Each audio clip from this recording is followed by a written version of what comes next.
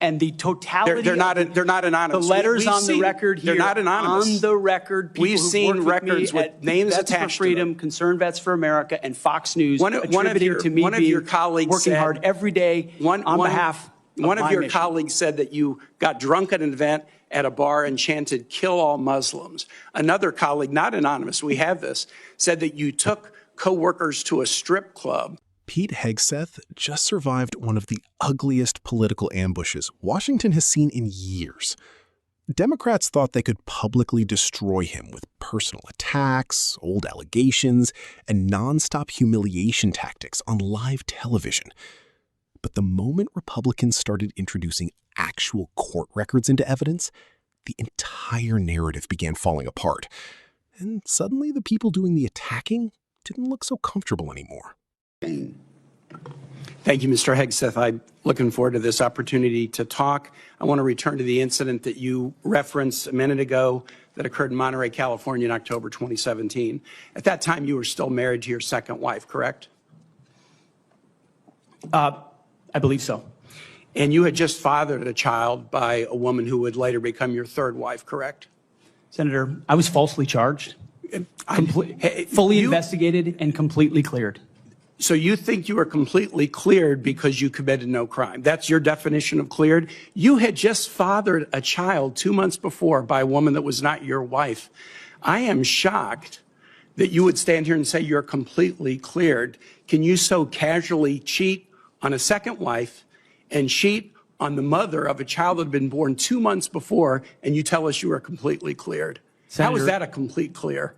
Senator, her child's name is Gwendolyn Hope Hegseth. And she's a child of God, and she's 7 years old. And she was, and you cheated on the mother of that child less than 2 months after that daughter was born, didn't you? Those were false charges. Well, it was fully investigated, and I was completely cleared. And I am so grateful for the marriage I have to this amazing woman behind me. You've admitted that you had sex at that hotel in October 2017. You said it was consensual, isn't that correct? Anything. You've admitted that it was consensual, and you were still married, and you just had a child by another woman. Again, how do you explain your judgment? Completely false charges against me. You fully investigated, and I was completely clear. You have admitted that you had sex while you were married to wife 2 after you just had fathered a child by wife 3. You've admitted that. Now, if it had been a sexual assault, that would be disqualifying to be Secretary of Defense, wouldn't it? It was a false claim then and a false claim now. If it had been a sexual assault, that would be disqualifying to be Secretary of Defense, wouldn't it? That was a false claim.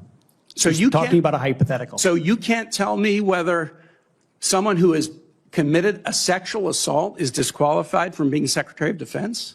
Senator, I know in my instance, and I'm talking about my instance only, it was a false claim. But you acknowledge investigated. that you cheated on your wife and that you cheated on the woman by whom you had just fathered a child. You have admitted that. I will allow your words to speak for themselves. You're not retracting that today. That's good. I assume that in each of your weddings, you've pledged to be faithful to your wife. You've taken an oath to do that, haven't you? Senator, as I've acknowledged to everyone in this committee, not a perfect person, not claiming to be. But no, I just asked a simple question. You've taken an oath like you would take an oath to be Secretary of Defense in all of your weddings to be faithful to your wife. Is that correct?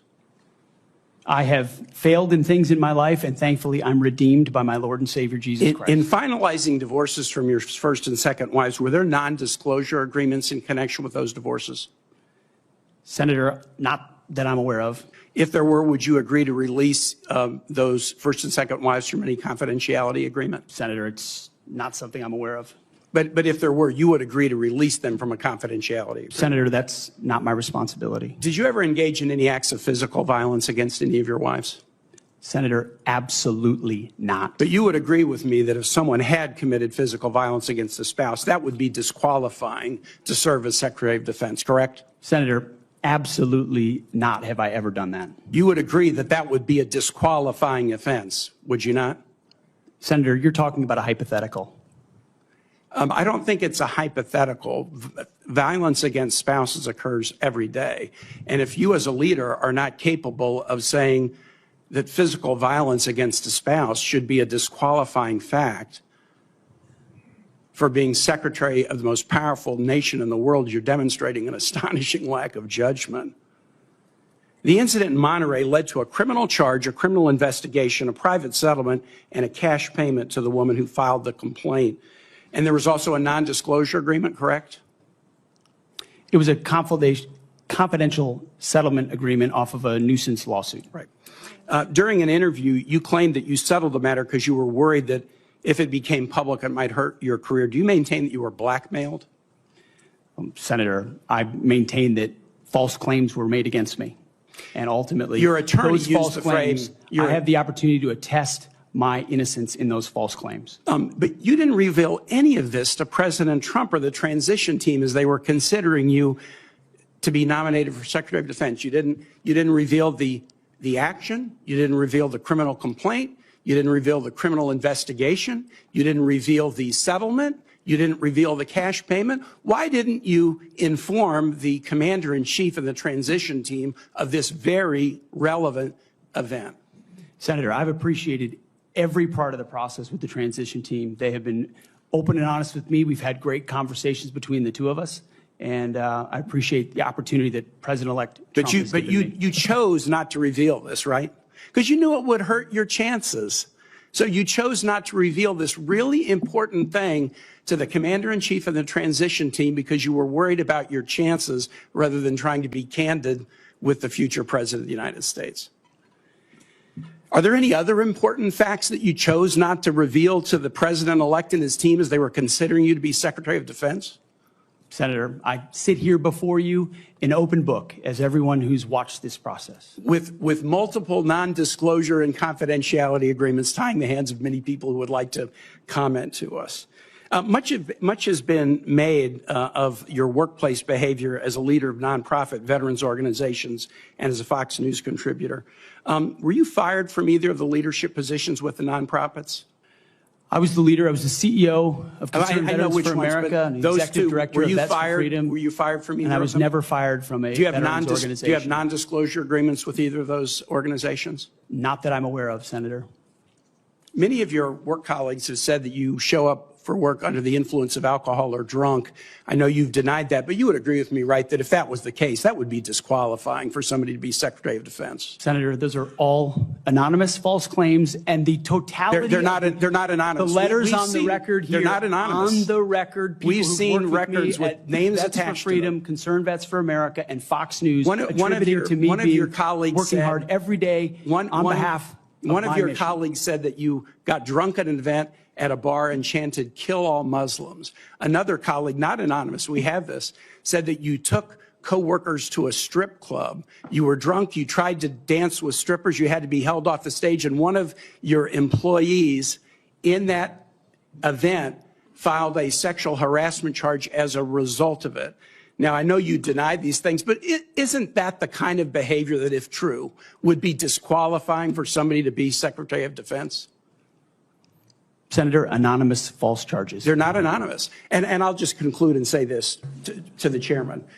You claim that this was all anonymous. We have seen records with names attached to all of these, including the name of your own mother.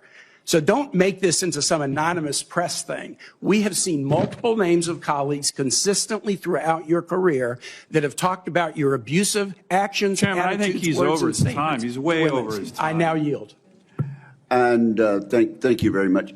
I now ask unanimous consent to enter into the record a family court order concerning the appointment of parenting time between Mr. Hegseth and Mrs. Samantha Hegseth. It states that there were no claims of domestic abuse or probable evidence of abuse in the relationship. Without objection, that will be added to the record. This hearing wasn't really about the Pentagon. It wasn't about military readiness. It wasn't about recruitment failures. It wasn't about China, Afghanistan, or the growing global threats facing America closely. No. Democrats turned the entire thing into a political character assassination. Tim Kaine came into that hearing acting less like a senator and more like a prosecutor in a reality TV courtroom drama. Question after question focused on Pete Hegseth's personal life, his marriages, his relationships, old accusations, private mistakes. And the goal was obvious: humiliate him publicly, destroy him emotionally, make Americans see him as disqualified before any real conversation about defense policy could even happen. But here's what millions of viewers immediately noticed. Democrats spent more time discussing gossip and allegations than discussing the actual condition of the United States military. Think about that.